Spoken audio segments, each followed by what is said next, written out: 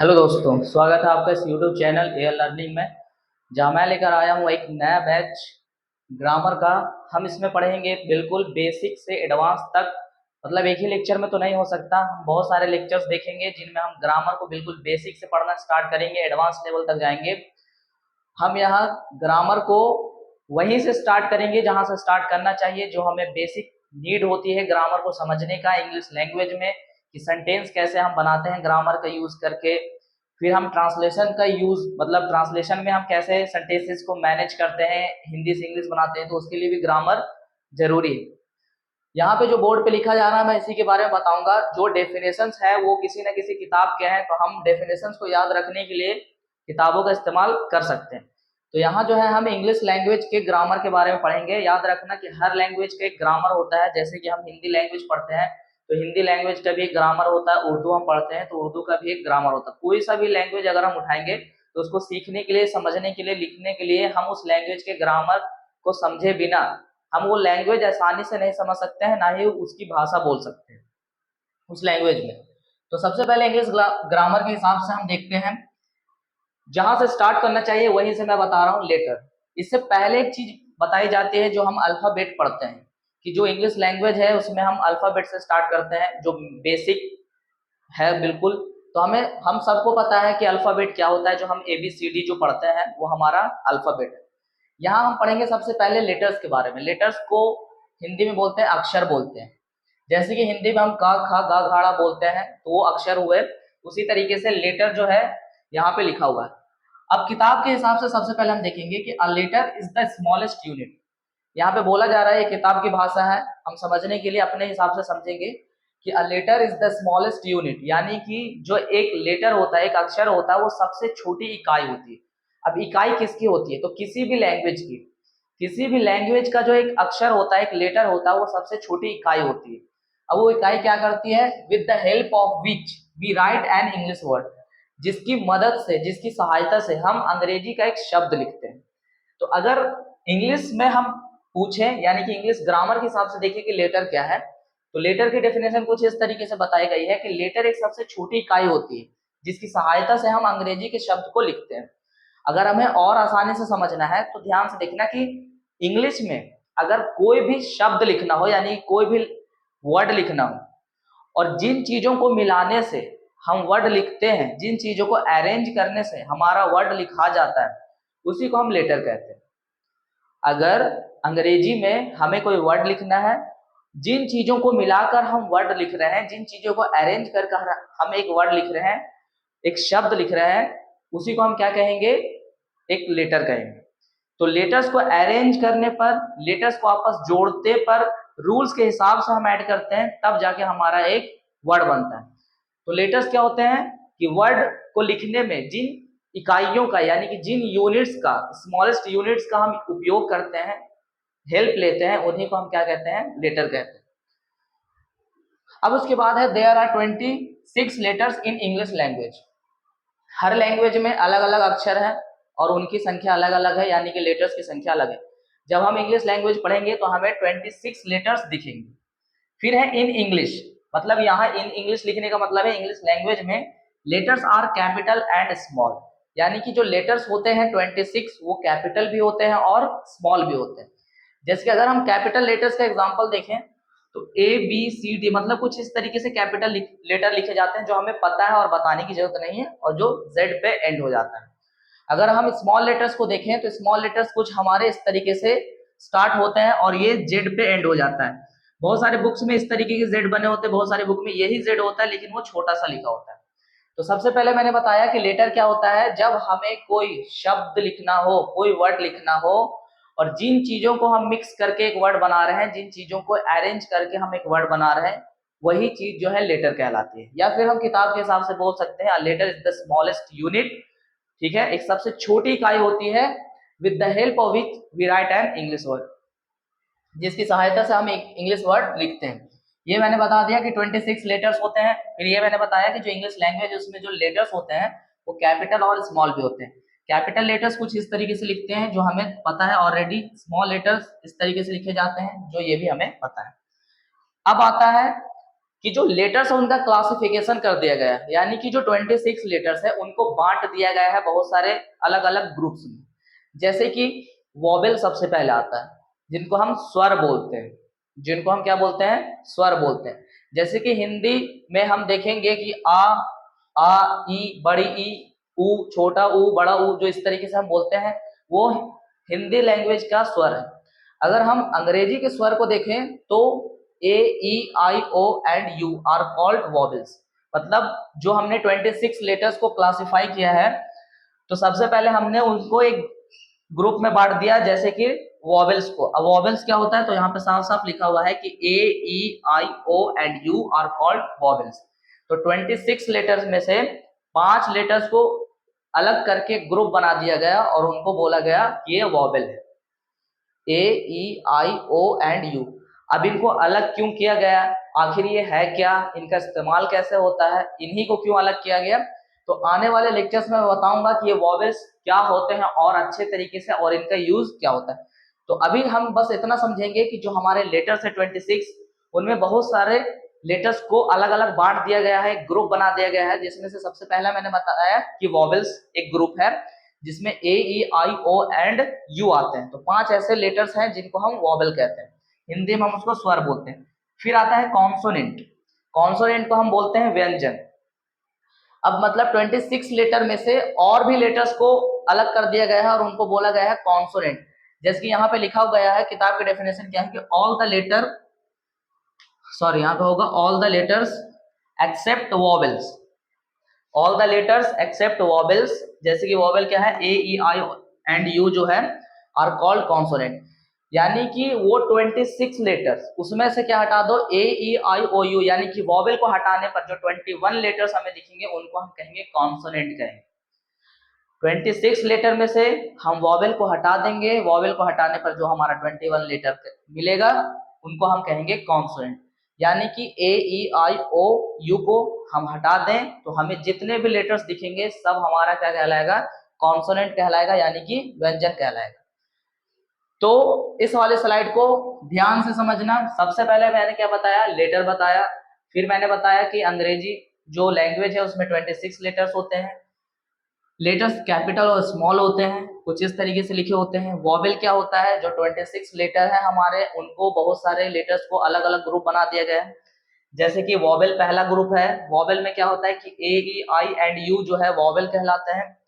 Consonant क्या होते हैं, वॉवेल को हटा दो, जो 26 लेटर्स बचेंगे उनको हम कॉन्सोनेंट कहें। अब आते हैं सेमी वॉवेल्स पे, यानी कि एक अलग ग्रुप, उन्हीं लेटर्स का ग्रुप है, ये अलग है। सेमी वॉवेल क्या होता है, तो किताब की डेफिनेशन क्या है कि W and Y are called semi vowel. मतलब बताया जा रहा है कि दो ऐसे लेटर्स हैं W और Y जिनको हम सेमी वॉवेल कहते हैं, लेकिन इनकी भी एक कंडीशन है। हर वक्त, हर बार हम नहीं बोलेंगे कि W एंड Y जो है सेमी वॉवेल है। इसका भी कंडीशन है कि कब हम इसको सेमी वॉवेल बोलेंगे और कब नहीं बोलेंगे। जैसे लिखा हुआ है कि when they are in the beginning of a word they are called consonant. जब कोई शब्द हो, यानी कि जो वर्ड हो, अगर उसके स्टार्टिंग में, जैसे कि बोला गया बिगिनिंग, यानी कि उसके शुरुआत में ही W और Y आ जाए, कोई वर्ड हम देखें और उसके स्टार्ट में हमें W एंड Y दिखे, तब उस समय हम उसको सेमी वॉवेल नहीं कहेंगे। जैसे कि यहाँ पे देखना WATCH, वॉच, तो वॉच यहाँ W से स्टार्ट हो रहा है, साफ साफ वहां बोला गया है कि जब they are in the beginning of a word they are called consonant. यानी कि W और Y किसी भी वर्ड के स्टार्टिंग में दिखे, यानी कि वो पहला लेटर हो, तब हम उसको वॉवेल, सेमी वॉवेल नहीं कहेंगे, कॉन्सोनेंट कहेंगे। जैसे कि यहाँ वॉच W से स्टार्ट हो रहा है, तो हम इसको W को क्या कहेंगे, यहाँ पे कट लिखने का बस इतना है समझना कि W को यहाँ पे सेमी वॉवेल नहीं बोला जा रहा है। WEAR एक वर्ड है वियर, यहाँ जो है W से स्टार्ट हो रहा है, इसलिए हमने उसको एक वॉवेल यानी कि सेमी वॉवेल नहीं माना। Y से स्टार्ट हो रहा था येलो, इसीलिए हमने Y को एक सेमी वॉवेल नहीं माना, एक कॉन्सोनेंट माना। तो याद रखना, सेमी वॉवेल लेटर्स का एक ग्रुप है, बस दो लेटर्स होते हैं W एंड Y। लेकिन इसकी एक कंडीशन क्या है कि जब कोई भी वर्ड जिसका starting letter W and Y होता है, तो उस समय हम उसको कॉन्सोनेंट बोलते हैं। लेकिन when they are not in the beginning of a word they are called semi vowel। लेकिन जब किसी वर्ड के स्टार्ट का लेटर W और Y नहीं होता है, यानी कि वो एंड में जब होता है तब हम उसको सेमी वॉवेल कहते हैं। जैसे कि Y यहाँ लास्ट में आया है, यहाँ पे Y लास्ट में आया है, यहाँ W लास्ट में है, W लास्ट में, यानी कि कंडीशन बस इतना साफ साफ है कि W और Y जब किसी वर्ड के लास्ट में आएंगे तो सेमी वॉवेल कहलाएंगे, और W एंड Y जब किसी वर्ड का स्टार्टिंग लेटर होगा तो उसको हम सेमी वॉवेल नहीं कहेंगे, कॉन्सोनेंट कहेंगे। ये दो रीजन यानी कि दो उसके लिमिट्स है कि हम कब उसको सेमी वॉवेल बोलेंगे और कब उसको हम कॉन्सोनेंट बोलेंगे। तो 26 लेटर्स का पहला ग्रुप वॉवेल कहलाया, दूसरा कॉन्सोनेंट कहलाया, तीसरा सेमी वॉवेल। सेमी वॉवेल के दो कंडीशन है, याद रखना। अब जो है ये 26 लेटर से बिल्कुल हटके है, जो ये 5th और 6th है।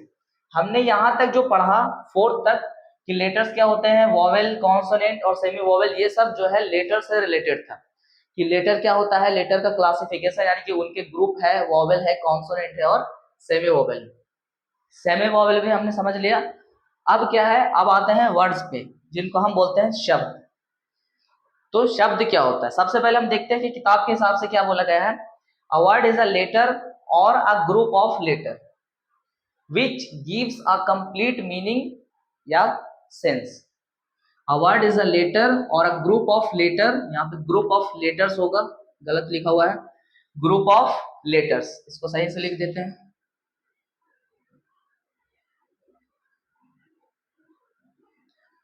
Group of letters which gives a complete meaning और सेंस, यानी कि वर्ड जो होता है वो लेटर्स का एक ग्रुप होता है और ऐसा ग्रुप होता है जो हमें कंप्लीट यानी कि पूर्ण रूप से एक सही मतलब दे, एक पूर्ण रूप से सही मतलब दे, यानी कि हमें पता चले कि आखिर उसका मतलब क्या है। अधूरा मतलब नहीं चाहिए, मतलब उससे पता चले कि हाँ इसका मतलब कुछ होता है। तो लेटर्स का एक ग्रुप यानी कि जो अक्षर है उनका समूह, उनका एक ग्रुप, या फिर एक लेटर भी हो सकता है, जैसे कि यहाँ पे लिखा हुआ IA। अब इनका मतलब क्या है कि वर्ड जो है एक लेटर भी होता है और ग्रुप भी होता है लेटर्स का, दोनों याद रखना।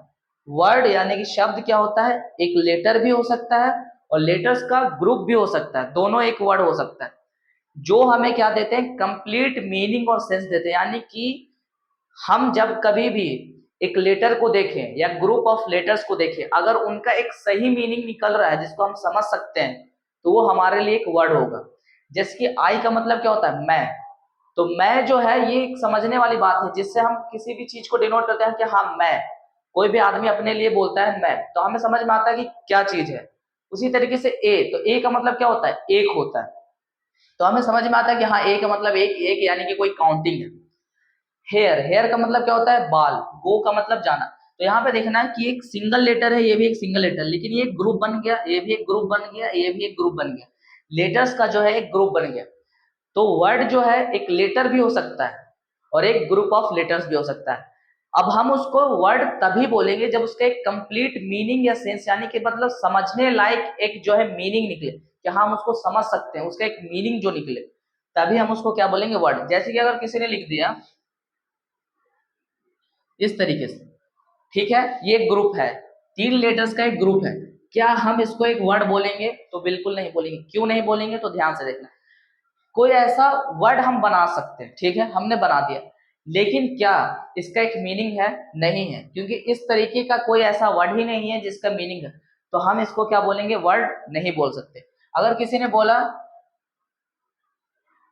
इस तरीके से, तो ये जाना पहचाना लग रहा है, बहुत लोग इसके बारे में जानते हैं, जैसे कि स्काई, स्काई का मतलब क्या होता है, आसमान।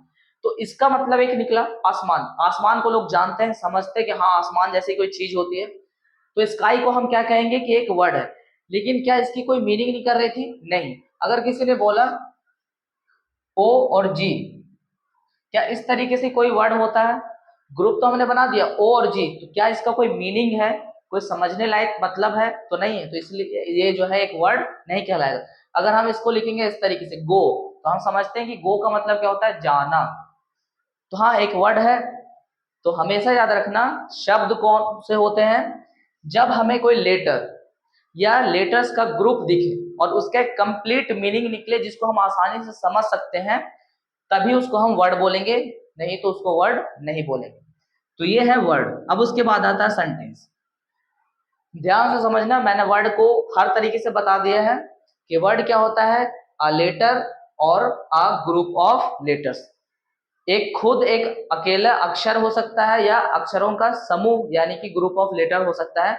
बस उसकी एक ऐसी मीनिंग निकले कि सामने वाला समझ सके या फिर कोई भी समझ सके। जरूरी नहीं कि हर बंदा समझ ही ले, क्योंकि उसको मतलब नहीं पता होता बहुत सारे, लेकिन समझने लायक अगर एक मीनिंग निकलती है तो हम उसको बोलते हैं वर्ड बोलते हैं। अब आते हैं सेंटेंस पे। सेंटेंस को हिंदी में बोलते हैं वाक्य। तो ये भी एक ग्रुप है। ये किसका ग्रुप है? तो ये वर्ड्स का ग्रुप है। लेकिन इसका भी एक ये है, जरूरी नहीं कि वर्ड का ग्रुप हो, ये एक वर्ड भी हो सकता है। जिस तरीके से मैंने वर्ड में बताया कि शब्द यानी कि वर्ड एक लेटर भी होता है और लेटर्स का ग्रुप भी होता है, बस मीनिंग सही निकलनी चाहिए। उसी तरीके से सेंटेंस जो है एक वर्ड भी हो सकता है, एक सिंगल वर्ड भी हो सकता है और ग्रुप ऑफ वर्ड भी हो सकता है। ठीक है, एक सिंगल वर्ड भी हो सकता है और ग्रुप ऑफ वर्ड्स भी हो सकता है। जैसे कि ध्यान से देखना, अगर किसी ने, इसी को मैं बताता हूं, जैसे गो, तो गो का मतलब क्या होता है? जाना। ठीक है, तो आना जाना यानी कि गो, कम, इस तरीके से यहां पे मैंने लिखा कम। तो ये सब क्या है? एक आना जाना एक हम वाक्य के रूप में इस्तेमाल करते हैं।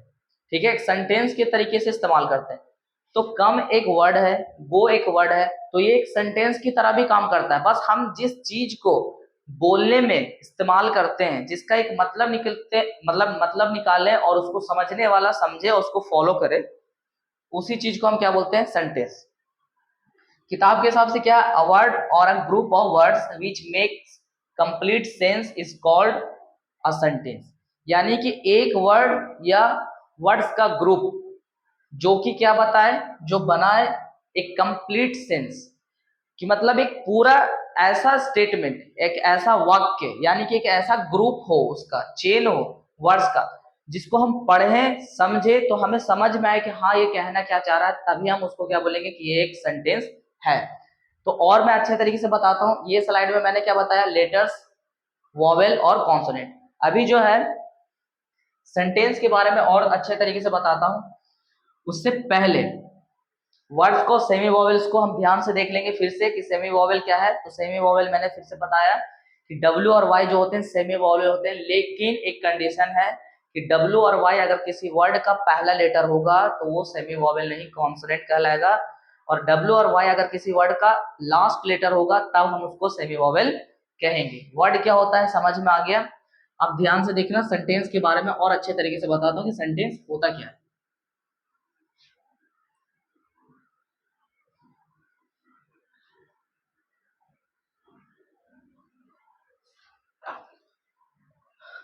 जैसे कि यहाँ पे बोला जा रहा है कि अ वर्ड और अ ग्रुप ऑफ वर्ड।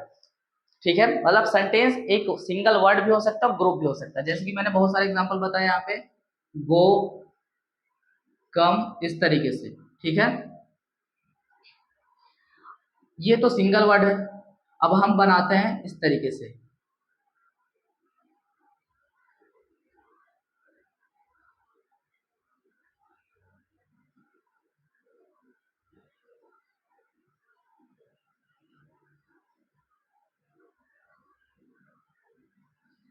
ये क्या एक सेंटेंस है? क्या ये एक सेंटेंस है? तो जिस हिसाब से हम समझते हैं कि सेंटेंस क्या होता है, तो अगर किसी एक वर्ड को देखें या हम ग्रुप ऑफ वर्ड्स देखें, चाहे तो एक वर्ड हमें देखे दिखे या ग्रुप दिखे वर्ड्स का, और उसका एक कंप्लीट मीनिंग निकले जिसको हम समझ सकते हैं, तो हम उसको बोलेंगे कि हाँ ये एक सेंटेंस है।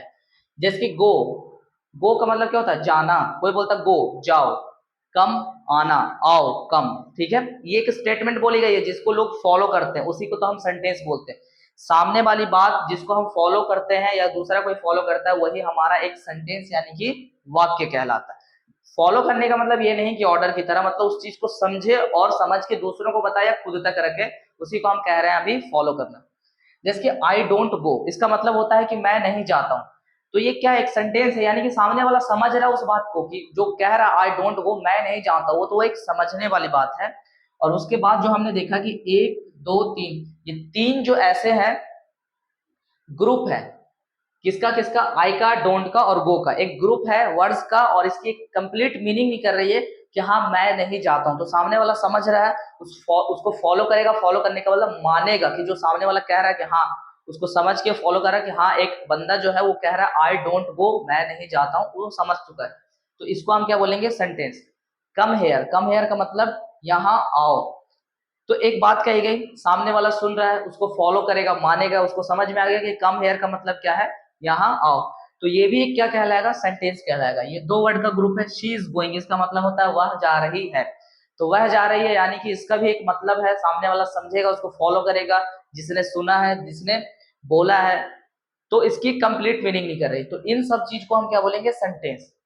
तो सेंटेंस एक वर्ड भी हो सकता है, ग्रुप ऑफ वर्ड्स भी हो सकता है, बस एक कंप्लीट मीनिंग निकलनी चाहिए। अगर उसका एक कंप्लीट मीनिंग निकल रहा है तो हम उसको क्या बोलेंगे, सेंटेंस बोलेगा। अगर किसी ने बोला इस तरीके से, इस तरीके CADK, क्या ये एक सेंटेंस है? तो ये एक सेंटेंस तभी हो सकता है जब इसका एक अच्छा स्टेटमेंट, एक अच्छा मीनिंग निकले, जो लोग फॉलो करें, हम उसको समझे कि सामने वाला क्या कहना चाह रहा है, तभी एक सेंटेंस कहलाएगा। तो ऐसा कोई वर्ड नहीं है जिसका एक मीनिंग निकलता है, तो इसलिए हम इसको हम बोलेंगे कि ये एक सेंटेंस नहीं है। सेंटेंस क्या, ये एक वर्ड भी नहीं है। अगर कोई इस तरीके से बोलता है,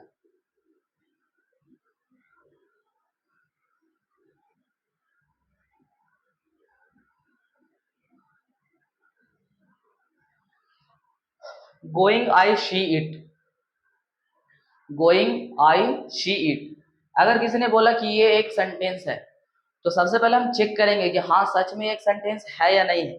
तो गोइंग का मतलब होता है जा रहा है, मैं, वह, यह, जा रहा है, मैं, वह, यह।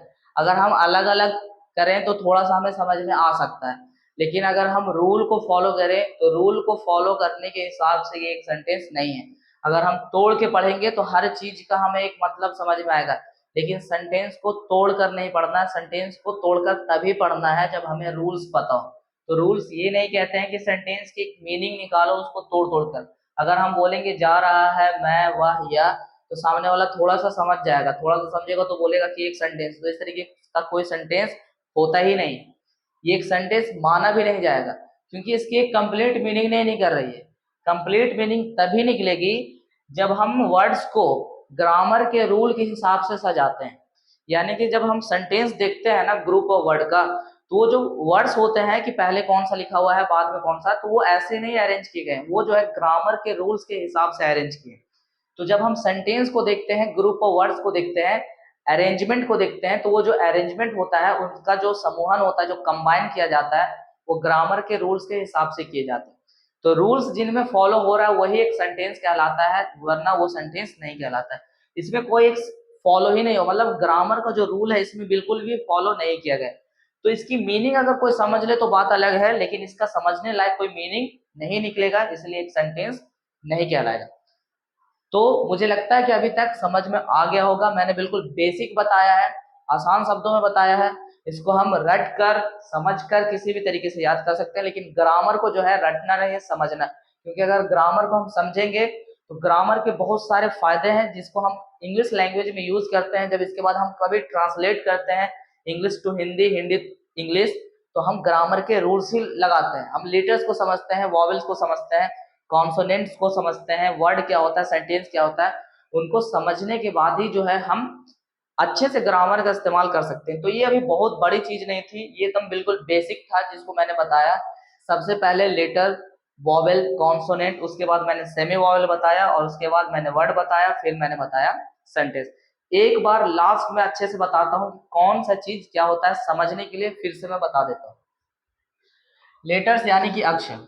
अक्षर क्या होता है, तो किसी भी लैंग्वेज का सबसे छोटा इकाई, सबसे स्मॉलेस्ट यूनिट, जिसकी मदद से, जिसकी सहायता से हम उस लैंग्वेज का एक वर्ड लिखते हैं। लेकिन हम यहाँ पढ़ रहे हैं इंग्लिश लैंग्वेज में, तो इंग्लिश लैंग्वेज में लेटर क्या है, एक सबसे स्मॉलेस्ट यूनिट, जिसको जोड़ने पर, जिनकी सहायता से हम एक वर्ड लिखते हैं, उन्हीं को लेटर कहते हैं।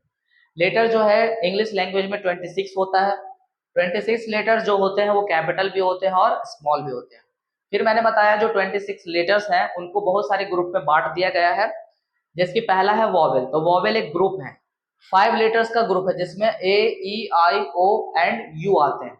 तो इनका एक ग्रुप बना दिया गया और इनको क्या कहा गया, वॉवेल कहा गया। कॉन्सोनेंट क्या है, जितने भी वॉवेल हैं उनको हटा दो और 26 ये 21 लेटर्स बचेंगे, या फिर आसानी समझते हैं 26 लेटर्स में से जो 5 वॉवेल हैं उनको हटा दो तो 21 लेटर बचेंगे, वही 21 लेटर जो है कॉन्सोनेंट कहलाते हैं। फिर मैंने बताया था सेमी वॉवेल। सेमी वॉवेल क्या होता है कि जो W और Y होते हैं वो सेमी वॉवेल कहते हैं, लेकिन उसकी दो कंडीशन है। पहली क्या है कि वो तभी वॉवेल है जब क्या वो किसी वर्ड के लास्ट में आता हो, यानी कि किसी वर्ड का लास्ट लेटर अगर W और Y है तब हम कहेंगे कि वो एक सेमी वॉवेल है। फिर क्या कि उसको सेमी वॉवेल नहीं कब कहेंगे, तो अगर किसी भी वर्ड का स्टार्टिंग लेटर यानी कि बिगिनिंग W और Y से हो रहा है तो हम उसको सेमी वॉवेल नहीं कहेंगे, यानी कि W और Y जो है बिल्कुल लास्ट में आना चाहिए, तब हम उसको सेमी वॉवेल कहेंगे। फिर मैंने बताया वर्ड।